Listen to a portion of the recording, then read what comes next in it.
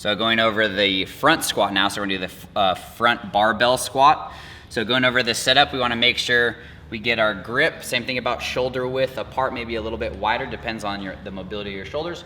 Once we get under the bar, we want the bar resting on our shoulders, not floating in our hands where the bar is not touching. We want that bar resting on the shoulders with the bar still in the hands, just so we can have a little more control of what that bar is gonna do. Once we're set up here, we're gonna make sure that our triceps are trying to be parallel to the floor, so we do not want those elbows shooting down. So this one's gonna require a little bit more mobility at the wrists, elbow, and shoulder, and also our thoracic spine. So as he sets up, he's gonna make sure that his elbows are parallel to the ground.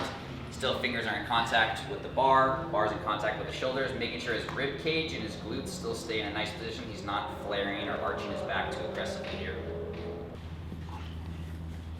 So if we lack mobility at the wrist and that clean grip or that front rack position is a little too aggressive, we can go through a cross grip. Bar still resting on the shoulders. We still have our hands in contact on the top of the bar, pressing it down into our shoulders. Still want the biceps, triceps parallel to the ground for this setup. So after we've performed our setup for the barbell front squat, we're gonna talk about the descent. So once he's got his setup position, triceps parallel, rib cage set, hand grip, we're gonna descend down. As he descends down, the goal here is to keep the torso vertical. We're gonna be initiating from our knees. So it's a little different than the back squat. Back squat, we're initiating with those hips first. Here, we're keeping a vertical torso, and we're gonna be sitting straight down as we go down to the bottom of the squat, emphasizing once again the knees in line with the pinky toes.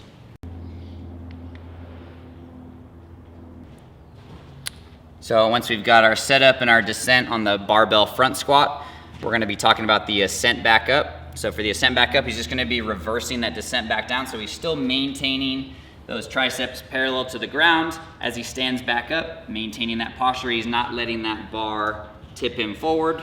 And as he gets to that lockout position, once again, the glutes and the core are staying activated, so we're not finishing in this arched position.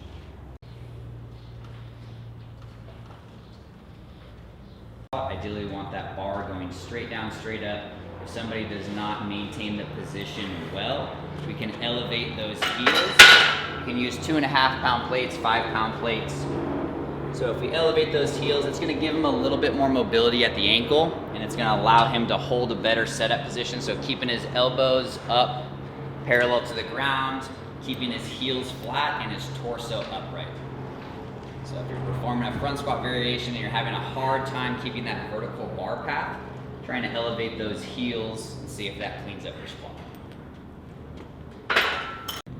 So once we've performed the front squat, we've got the ascent, the setup, and the descent down, we're gonna talk about safety protocols to make sure that you're not getting injured when performing this movement. Spotter, if you've got a person that's here that's gonna be able to spot you on the front squat, as he's performing the front squat, if he starts to lose his position, he starts to bow forward, we're gonna go ahead and get under the elbows, triceps, we're gonna help him maintain his position to get him in the proper position so his legs can lift him back up.